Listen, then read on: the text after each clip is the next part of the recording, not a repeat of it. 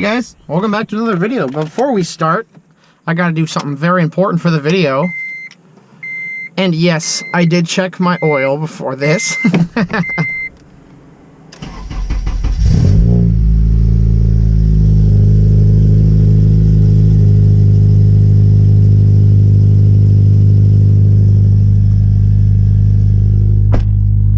Oh yeah, baby! Alright, let's get into this.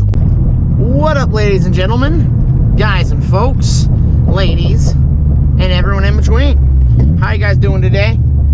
I am back in Nezuko here, my 2009 Honda Civic Si, and I kind of just want to talk a little bit about something kind of frustrating, if you will, and that is making a car last for a while. Especially when you live in such an inflated economy as in now. I mean, it's 2023, the economy is not getting better, it's in fact getting worse. And having a hobby such as this is probably the easiest way to just piss away every bit of money that you have. It's kind of like, I think getting into hardcore drugs would be cheaper for me. And all of you guys watching,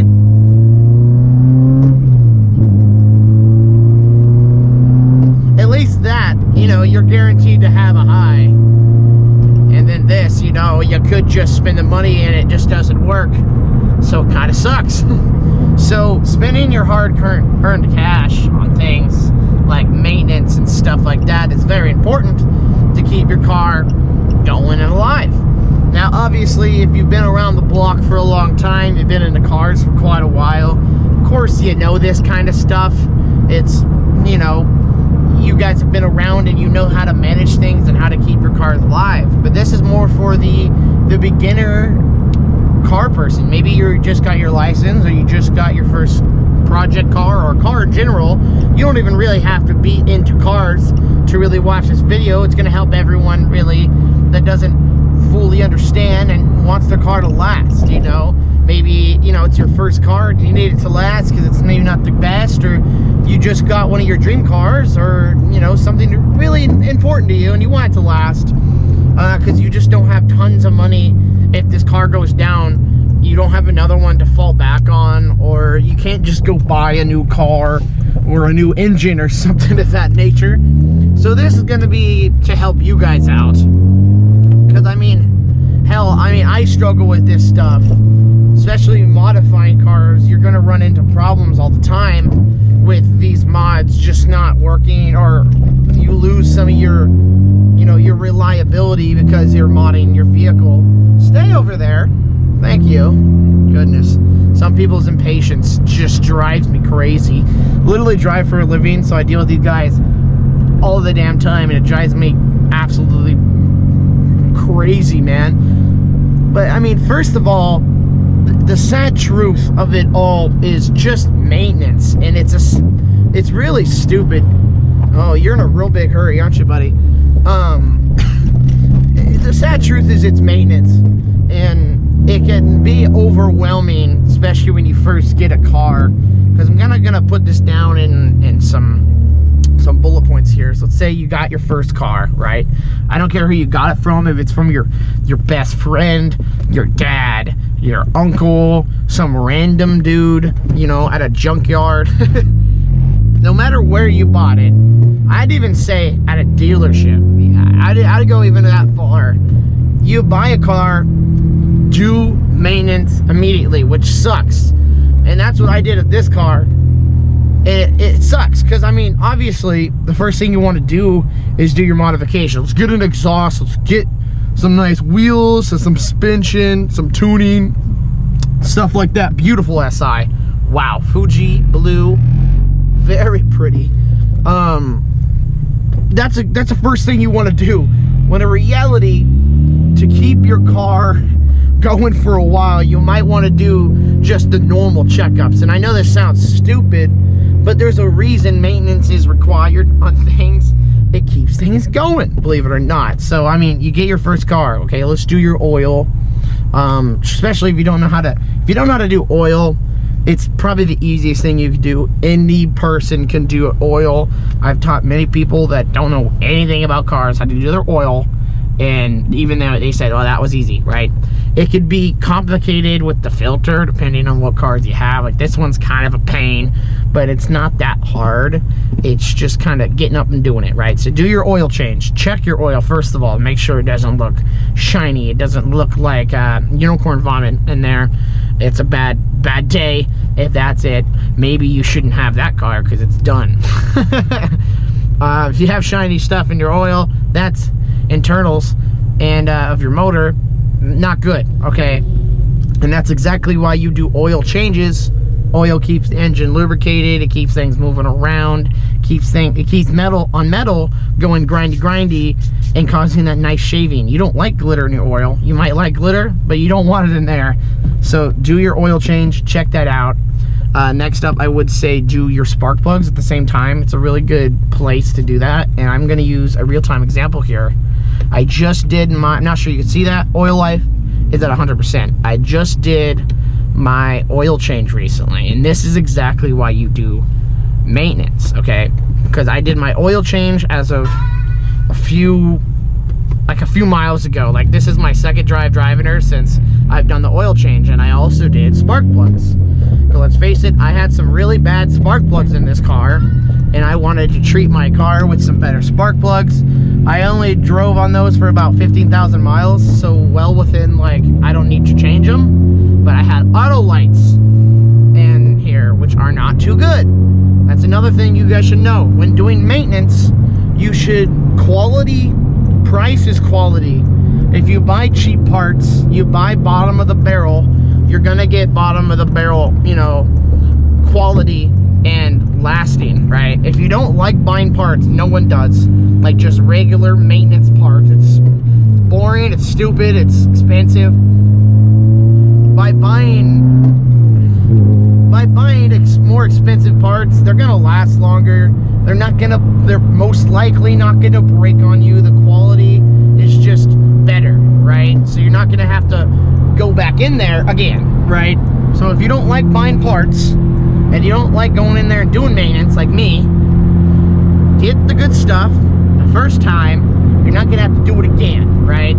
It's frustrating to have to redo work over and over again because you messed up the first time and now you're paying way more.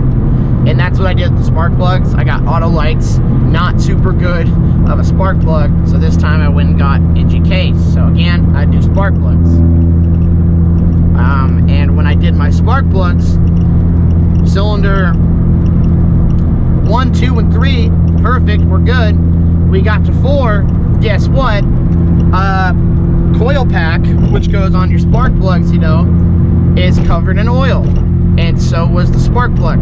That's bad news. You don't want to foul up your plugs. Because guess what?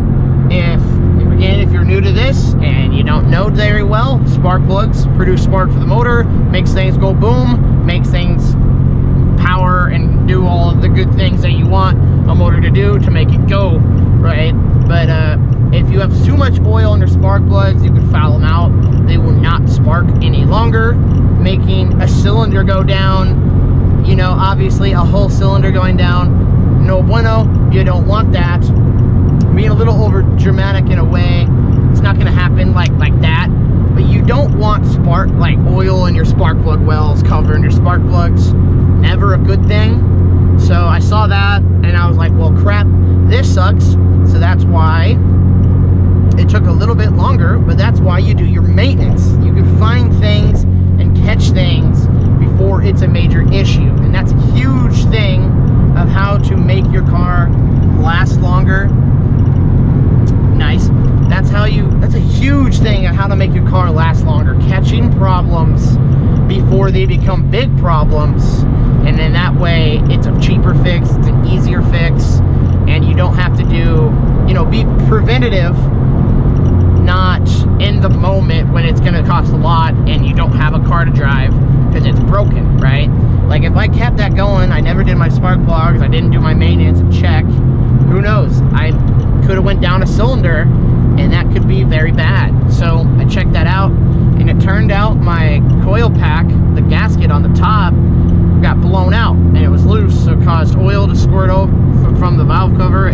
spark plug well and soak it all up. So I got, they were only an $8 part from Honda, the gaskets, and it fixed the problem. Rather than it going a cylinder down, guess what? I might need to do a whole engine rebuild. That is how things escalate. It could be an $8 gasket, or it could be a new engine. That is the thing. So again, I get spark plugs, I do oil changes, and this is just kind of the crux of the video. Do your maintenance, and you can find problems. You know, you can kind of diagnose things as you go along. You know, if you're finding your car is losing oil, it's losing coolant pretty fast, again, I would do a coolant flush as well. A lot of people don't know, you know, a lot of people see coolant in their cars all the time. A lot of people don't even check coolant. I need to get better at it, because I kind of just always assume, well, there's coolant in there, you know. But you should always check your coolant as well when the car is cold. Don't open it when it's hot. But that's another thing, is a lot of people just see, oh, yep, there's coolant in there. Coolant breaks down over time, and it loses its whole reason for it existing, you know, to cool your engine, to give you fresh fluids, to keep the engine from overheating. So if your car is maybe overheating a little bit, but you have full coolant, maybe try a coolant flush, because coolant, it separates the water and the coolant and everything, and it just doesn't do a good of a job. So maybe do a coolant flush. If it's still overheating a little bit, try your thermostat, stuff like this. Maybe there's a leak, especially if your coolant is falling down, it's getting lost somewhere, you know. Maybe you have a leaky hose, you know, maybe it's going other places. You know, there's many things you can kind of diagnose as you go down the line of just normal maintenance. And then, you know, do your brakes. How do the pads look? Are they uneven? Are the pads warped? All this stuff just kind of trickles down the line. And if it sounds expensive, it can be. And that's a big reason why you want to buy, you know, a non-lemon from the get-go.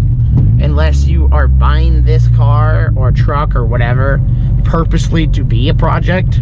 And I would not advise that for your very first vehicle. Some people do it and they do very well. But most people cannot stay committed for their very first time to get a project, and they don't see to the very end because they're not getting any feedback through, because they're not done with it, right? You get burnt out. So all I'm saying is try to pick a car that's good off the get-go, so you don't have to deal with all these problems, right? Because that's what I did. The first thing when I got this car was I did my maintenance on it. And I mean, if you guys remember, I bought this car stock, and my first mods on it were like better brakes, better tires, just stuff like that. I did maintenance, you know, I did my spark plugs, I did my oil, I did a valve adjustment, I did all that stuff, you know. And then I started doing my modifications, because I found out the car was pretty, you know, it was good. You know, it wasn't going to just fall apart from under me. It seemed to have good bones behind it, and then I could start doing my modifications. And you also want to plan your modifications in a smart way as well, rather than let's just throw a turbo on this thing immediately. And if that's the route you want to go, start looking into reinforcements before doing said stuff. You know, you just got to think of, when doing modifications, when doing maintenance, when owning a car that you want to last a while, right? Think of it as an animal or a part of you, right? Like, I'm such a car guy where it's just like, my cars, it's like, I can kind of feel when things aren't right. Right, like even when the spark plugs, when I wanted to go change the spark plugs, I kind of felt there's something just a little off, right? Something seemed a little off. It was down in power just that tad bit. You know, I drive it every day, so it's like it's a connection. I'm one with the car. As phony as that sounds, you become one with it, so you can feel the things that it's trying. Car's always trying to tell you something. They're supposed to do that one function, and you get really good at it. Especially if you work on the car yourself and you know everything that's going on. You know how your butt dyno feels, you know how fast it is, how it shifts, how it drives, how it brakes. And when things are starting to feel off, you know, don't just think, well, I must be going crazy. You're probably not. It's something going off in your head, like, wait a second, you know, maybe I need to check something out, right? So I did that, did the spark plugs, realized the spark plugs were found all that oil in there. So I was like, well, I'm glad. My inner thoughts were like, yo, let's check this out, right? So kind of think of a car as part of you, or a separate animal. Pet, I don't know, sounds weird, but just treat it carefully, you know? And it doesn't mean you can't beat on it, because I mean, I built this thing to beat on it, but in the way of like care, you know? I did everything in steps, and just looking after it, trying to protect it, right? Like I wanted an exhaust really bad. That was like my top mod, is I wanted this exhaust that I have on it right now, this whole system, the header and the exhaust, so bad. But I wasn't just gonna go throw it on, because I know, especially with these newer cars, hey dude,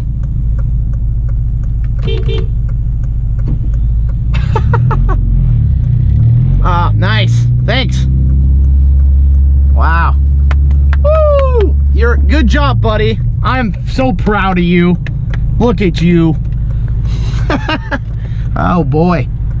But, oh, I lost my train of thought. That is a really nice Miata over there. Looks like it has a soft top, but I don't care. It looks very nice. But just treat them nice. Like, I wanted that exhaust so bad, but at the same time, I wasn't just gonna go throw the exhaust on, because it is a newer car. It has a lot more sensors. You guys kind of think of that as well. And by throwing on that exhaust, I don't know if the fuel mixture would be too lean or too rich, or both. Maybe it's too lean at the high end and too rich at the bottom end, and that can cause problems with, you know, way down the line with the motor, especially in this motor that already likes burning oil. It's the last thing I want to do. So the first modification, okay, fine, let's get Honda that's in my glove box right here to have a management to make sure that when I get this exhaust, I can tune it and make sure the fuel ratio's okay, right? So that way I have a safety net. I'm like, okay, and if something does go wrong, I can look at it and tell, yep, this is where it went wrong. I could do this and this to fix it, and so on and so on.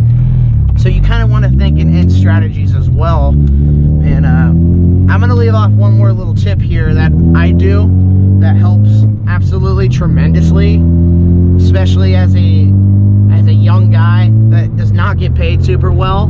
Like, I can't just go, if my car breaks, I can't just go drop, you know, $500 on this thing that it needs, right? I can't do that. I kind of plan ahead, right? Like, I look at my miles, which it's insane. I have 141,000 miles on it. Remember when this had 117? Yeah, that's gone. Well, I look at that mileage and I look up problems with the car and what are common failure points for it, like the how many miles to oil change, which is nice on this because it has a little gauge on it, but so most cars don't have that. When do I have to do my spark plugs? And then look at more intense things, like when does my thermostat usually go out, at what mileage, when does my water pump go out, when do oil pumps tend to go out, stuff like this. Try to plan ahead, maybe stock up, maybe save up, and just be ready for when that thing goes out, you could replace it, and maybe add a modification. Like, let's say your oil pump maybe should be going out soon, to prior belief. Maybe get a ported 4-piston oil pump, you know what I mean? Something like that. But just kind of be ready, so when that thing goes out, you're totally not caught off guard, like, oh, what am I going to do now? You can kind of plan ahead. That has saved me quite a bit, and because, like, and especially if you modify your vehicles, kind of maybe round that down. Like, if you really like beating on your cars, you rev it out to 9,000 or something, maybe bring that oil pump down by like thousands of miles, or that water pump down, that valve adjustment, bring it up. So maybe do it sooner rather than later, you know, just stuff like this. Try to use common sense try to use common sense. Think of it like a part of you, right? You wouldn't, you know, if you're gonna go run a marathon, you wouldn't just not eat for 2 days and then go do it, right? Man, I tell you what, I don't know what's going on. So many people around today. Going through Portland and Vancouver today, no bueno, was not fun. Not at all. I don't know what's going on. I mean, I know the holidays is coming up, by the way. Like, But what the hell's going on? But anyway, full of gas. Look at that. Premium was under $4 today. I haven't seen that since the vid hit, you know? Remember when the vid hit and it like went down to like $2 or something? That was crazy. I'm getting way off topic, but anyway, I mean, I'm kind of wrapping up here. Just treat the car like as an extension of you, and I promise things will go better.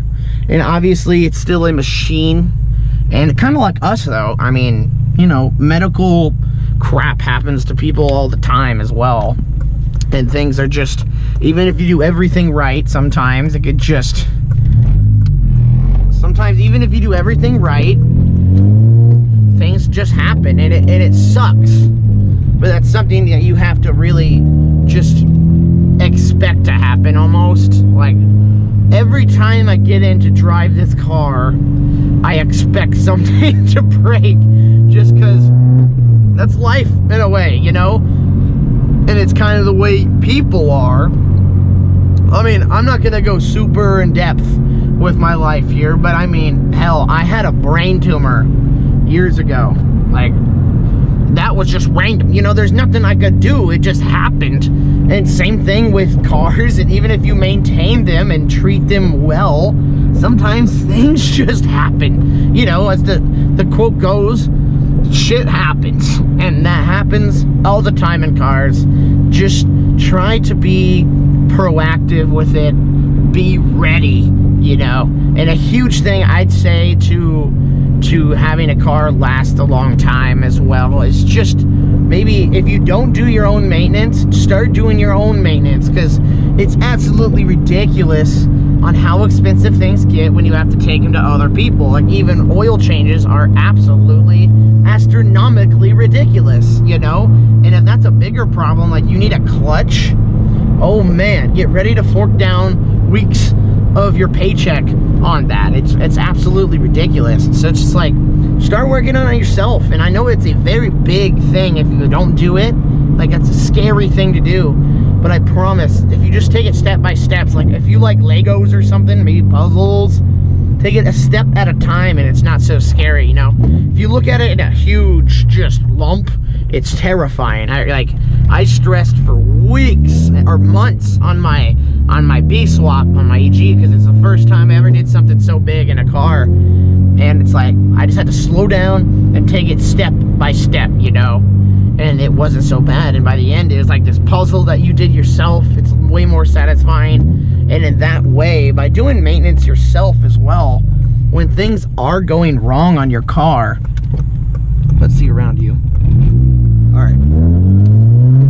When things go wrong on your car, it's a lot easier to tell. It's a lot easier to tell what went wrong because you did the work. You know what could be the problem because, again, you did it. Let's hit some VTEC here, shall we?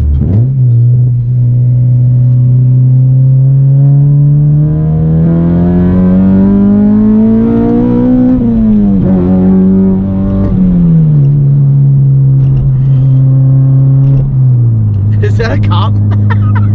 Anyway, let's finish this video. I hope you guys enjoyed. I'm so glad to see you guys back. I've been slacking a bit on some content, so I want to get back in the groove. I have some video ideas more aimed towards you guys, like beginner people that maybe want to get into cars. I love teaching, and that's kind of what this channel's built on, is just teaching and sharing my passion. So I'd love to keep doing stuff like this. Hope you guys enjoyed, and thanks for some of you watching that trucking simulator video. I know it's totally different than what I normally do, but I appreciate you guys, even some of you making the effort to watch it and even comment down below. It was really fun. I don't think I will be doing another one. It just didn't do good enough, so that's a one-off really. But I hope you guys enjoyed, and I will see you guys in the next one. Peace out, dudes.